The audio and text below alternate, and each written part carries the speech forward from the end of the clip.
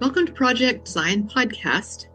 I'm Susan Oxley, your host today for this episode of Climate Brewing, the series that deals with the climate emergency and environmental issues. Today I'm visiting with Dr. Corrine Unger from Brisbane, Australia. Corrine is a research fellow at the University of Queensland and an earth scientist with experience working in the mining industry and in government. She's got a doctorate in organization and social science, and Corrine has done extensive research into the mining industry and the issues of social responsibility as it pertains to mine closures. Corrine and I have already enjoyed creating a podcast exploring her role in the Center for Social Responsibility in Mining. I hope you'll listen to that podcast explaining the problems Australia faces with over 50,000 abandoned mines needing to be closed in safe, responsible ways. Today, I would like to build on that podcast and explore a little-known area of mining history that may not sound exciting, but I think it's fascinating. Corrine, you published a paper titled Transition or Transformation: Shifting Priorities and Stakeholders in Australian Mined Land Rehabilitation and Closure, in which you research and explore three historic phases that occurred as people began focusing on the problems created by abandoned mines. I'd like to hear what you've discovered about how the vision and purpose of mine closures evolved over time. Sure. Very early in my PhD, as I was sort of being converted from an earth scientist to a social scientist, I was encouraged to look at social patterns longitudinally, which means you, instead of just measuring environmental parameters, you're looking at the social processes of organising. And at that point, I had prepared a submission for a federal government inquiry into Commonwealth responsibilities for mine rehabilitation. And that inquiry was being held because we have federal laws around biodiversity that protect values of national significance. But at a state level, that is where mining is regulated. So the Australian government was interested to know what else could they do at a national level that would support better rehabilitation. So I was prompted to do like a 50-year review of, not in micro detail, but how have our understandings of rehabilitation evolved over time, because that gives you a clue as to how the regulations might be lagging and not keeping up with the changing needs. So to illustrate this, very early on, mine rehabilitation was seen as a soil conservation activity.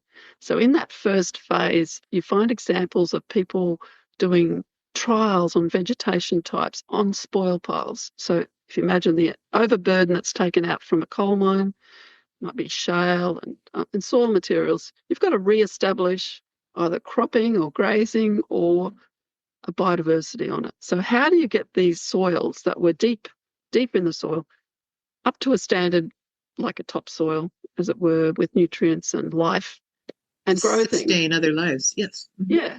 So that's very much in the field of soil conservation. And that was actually my first job out of university, was in soil conservation, helping farmers to manage their land so that the soil wasn't washed away.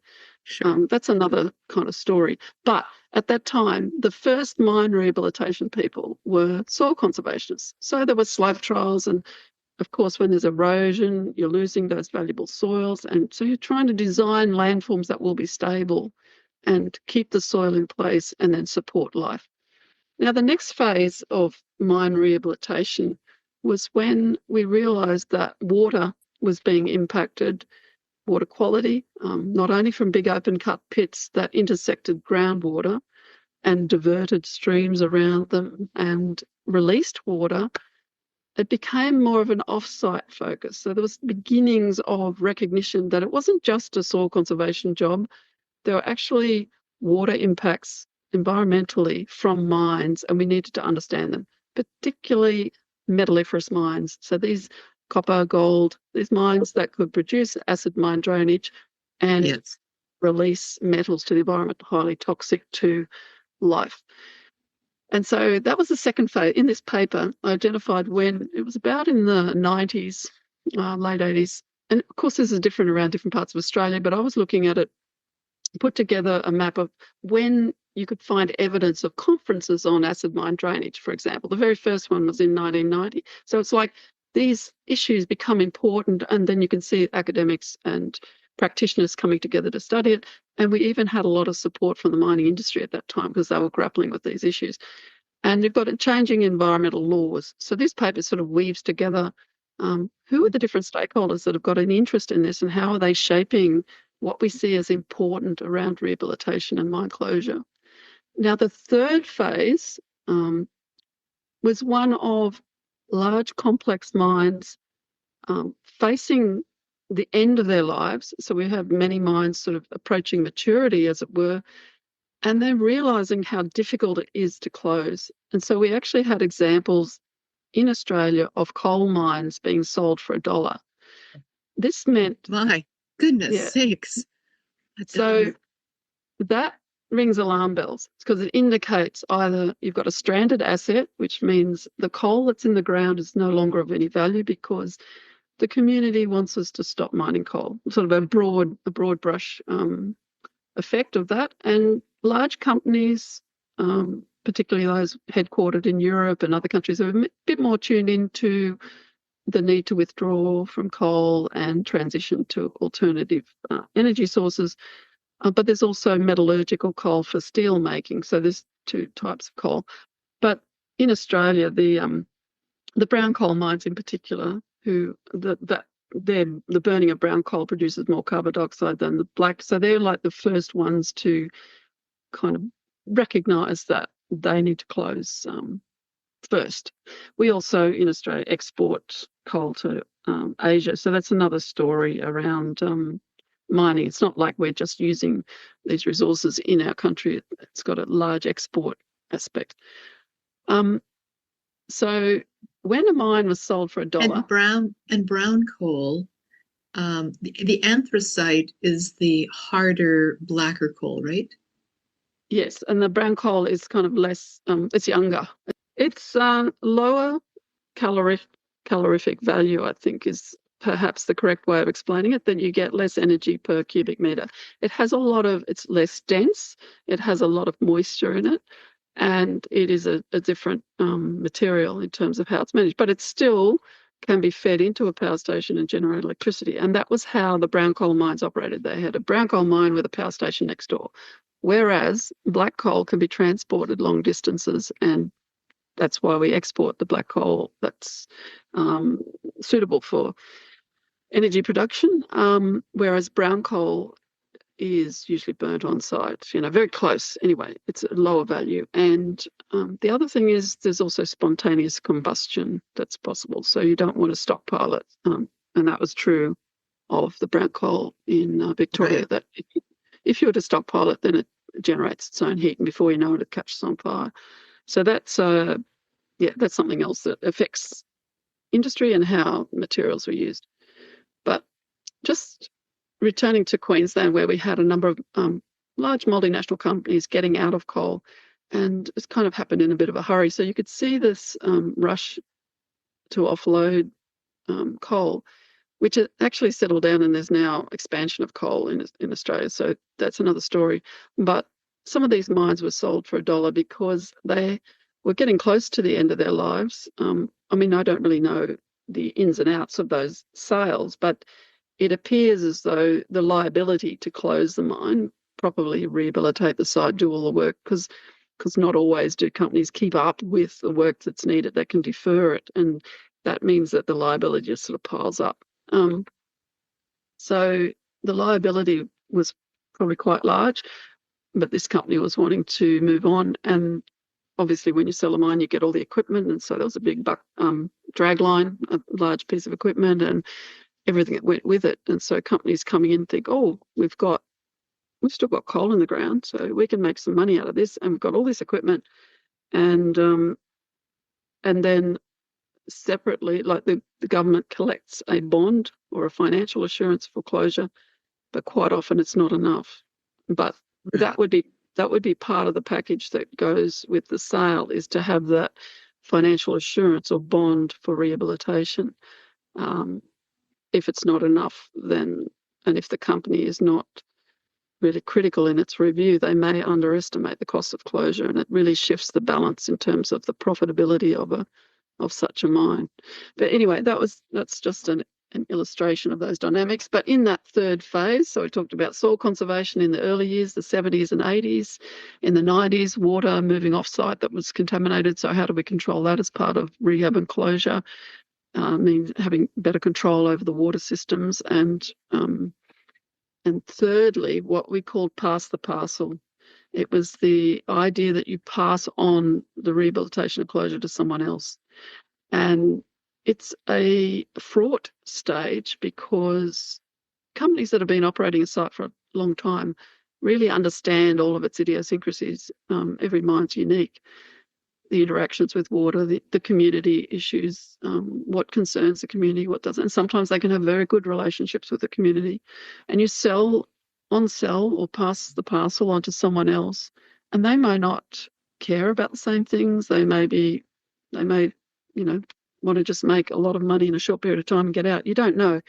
The point is, in this final stage, it's a very vulnerable stage, and the regulations were not necessarily keeping up with this pattern. Like, it was taking governments by surprise that these mines are changing hands. So then it prompts governments to think about, we need to have some checking mechanism when a site's being sold to make sure there's enough money set aside for rehabilitation, and it's not just going to be abandoned in 10 years and left to the government. Sorry, that's a bit of a long story, but I was just trying to explain those three phases because that evolving pattern indicates where we're going in the future, because now we're facing a bit of a rush for minerals, critical minerals, and a call for fast tracking approvals. So when mining, so when mining industry says we want to fast track approvals, cut green tape, we have to be competitive with the rest of the world, and they might complain about our bureaucratic systems slowing down the startup of mines, the environmental impact assessment, the social impact assessment. So this is like the next phase we're going into. And if I wrote another paper, I would pick it up at that point as being an interesting yet challenging phase for regulators, because we've got this legacy of these mines that aren't closed. We've got mines that are being abandoned and becoming the responsibility of governments with incomplete programs in government. So not every state has a program, and not all of them are well funded. Not to mention the lack of environmental legislation. Sometimes they're managed by the mining department or the resources department, but not the environment agency. And so how do they set a standard that might be at least the same standard as what's expected of industry? Some states just don't do anything with their abandoned mines because they don't have to. It's a very strange thing, but I've also done a paper on abandoned mines in Australia and looked at this difference between jurisdictions. And I also studied Canada as an example of exemplary management of legacy sites in a Churchill Fellowship. So I went and looked at how the provinces manage abandoned mine. I focused on British Columbia, and also went to Ottawa to look at the federal involvement, because it's not dissimilar to Australia's governance structures for mining, where there's a federal government, but the states, and in Canada, the provinces are the ones regulating mining and managing abandoned mines. And they had a national orphan and abandoned mine initiative, which brought together all of these abandoned mine managers in each province, and they shared knowledge. They put their funds together and paid for a lawyer to study, some of the barriers, the legal barriers to accessing these sites and cleaning them up. All of the nitty-gritty stuff that every state has to do, they did together. It's so much more efficient than in Australia, where each state is sort of struggling on their own. I see. Let's pretend for a moment you're in charge of identifying what the next steps are in Australia for correcting some of these concerns and challenges that are occurring at this particular time in the history of Australia. What kinds of regulations and recommendations would you make? Well, one of the first ones, which is quite straightforward because we developed this international standard 24419 is its number, and it's managing mining legacies. So the first thing I would recommend is that each state apply that in their own way to their own context and their own unique mix of abandoned mines and the way the programs are structured. Just take that on board and work their way through it, because it sets out stakeholder engagement. It relates the Sustainable Development Goals, the UN Sustainable Development Goals, to how we respect the communities around and downstream of these mines, involve them in the process of planning, how to fund and resource. There's lots of different ways of funding these programs, about partnerships and so on, how to maintain databases, develop inventories. So each of these, there's 5 key themes, but in particular, the governance of these programs, the importance of accountability and transparency, and accounting for liability.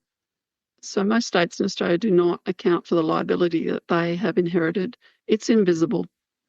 And in Canada, in contrast, the Auditor General there did audits and said, we're not accounting for the liability. That means the performance of your programs is difficult to evaluate. And it's unclear if you're making progress. Like the most profound yet simple messages, and this happened at a federal level, and then each of the provinces had audits done as well. In Australia, we have had no audits of our abandoned mine programs. And that would be another thing, and I have written to governments about this. In fact, after my Churchill Fellowship, I said this was a turning point for Canada, and it could be for us. And it's not, doesn't mean the collapse of the economy. It actually means the money that's being spent on mines now is spent in a much more focused and more efficient way. And it brings resources in where there are none. But that accountability is so important, and it actually then supports the mining industry by showing these sites can be cleaned up instead of leaving them unremediated and polluting. So, yeah, so that would be the first thing. I would encourage them to adopt that standard, and for auditors general to audit every state to see how a liability is accounted for or not, and then ensure programs are rigorous and transparent. So that's legacy. Secondly, in Australia, each state might have a rehabilitation policy. Some have a closure policy, but they're different. So rehabilitation is just treated as areas of disturbance that need vegetation, whereas closure takes account of pits, communities, everything. It's like a basket that collects everything. And so some policies in Australia are just talking about rehabilitation still. They don't talk about closure. And pits can be left out, final pits, and their lakes and how they're going to be connected up, or, is water going to come in and evaporate off, or is it going to overflow? Is it taking a valuable water resource from somewhere else? All this consideration, as well as what does the community want on their site? Engaging the community in the conversation and Absolutely. having them acknowledged as a key stakeholder. They're the one, and Indigenous people as well, whose just relatives lived on the land. They've inherited this responsibility to look after the land, and they want to care for the future, for their future generations. So, and as do farmers and other land users. But if you think of that together, they are the ones that are there long term. Company comes and goes. But who knows most about the land, the climate, the shifting patterns of floods and fire and everything else that interacts with the site? And what they want to see for the site is now rubbing up against wind energy, solar power, and so on, and other uses of the land, which are perfectly valid uses, but our regulations at this stage can't accommodate that, because they might be trapped in concepts of rehabilitation. And rehabilitation is important, but it's only one part of the story. Closure is more all-encompassing, and not all states have got closure policies. And then there's post-closure use. And so in Australia, we actually need closure and post-closure policy, like we could do with a framework for the whole of Australia that then the states take and adopt, and then we would be moving forward, whereas we're still stuck in the 90s in some states in terms of the legislation. It's like a patchwork quilt, and some parts of it work and some don't. I see. So what are the chances that some of those recommendations that you would make if you were in charge in this magical world, what are the chances that some of those will actually be considered and implemented in the next decade or so? It's I'm not that optimistic, because without the support of the mining industry, they can very quickly sort of push it and lobby against a federal government intervention. So we've had committees set up under federal what they call ministerial councils. So where the ministers for mines get together from all across Australia. Those things don't exist anymore in Australia since COVID. Don't ask me why it all collapsed in COVID, but I understand. Everything collapsed under COVID. I think it was because the Prime Minister was talking to the states every day, and I think they felt, oh, that's enough. Yeah. But it was only about COVID, so any conversation about mining legacies, it went out the window. Of course. Yeah. So the federal government can do things, that can initiate things. We haven't, a federal environmental agency, but they're trying to bring in a nature positive policy at the moment, and it's been resisted at every turn because by the mining industry, because they feel it's going to restrict or delay mining. So if you look at anything that's brought in at a federal level, they see as a threat, because I guess they are happier to negotiate at a state level. Of course. And it's part of the reason why we have this sort of patchwork and kind of flawed policy in many ways. And when industry wants something, they can push very hard. So this post-closure phase where the land is handed on to another user is something they're very supportive of, so likely to get some energy around. However, they've still got to kind of disentangle yet retain some of the existing legislation in the process. But there's also that fear of pass the parcel of the land onto a solar farm, like, here, take it, but you've got to clean up the site. And those companies have no expertise in any of that. So that rings alarm bells. But that sort of conversation was happening in a recent inquiry into post-mining in New South Wales, and I was giving evidence on mining legacies, and I was listening to the mining industry and what they were saying. And they're saying, we can't wait 30 years to do the rehabilitation. We want to hand this land on now. And that was ringing alarm bells, but also, how are we going to deal with this? Well, thank you, Corrine. This is fascinating. I would and our time is up. So I'm going to close off this portion of the conversation, but I am hoping that you're open to sharing with me on some other issues. Sure. Yes, thank you, Susan. Yes, I think I went on a bit. That's quite all right. I wanted to hear, it was very fascinating. I wanted to hear all that you had to say. We'll close it off, and I'll say thank you very much. I appreciate it. Thank you. Thank you for your questions.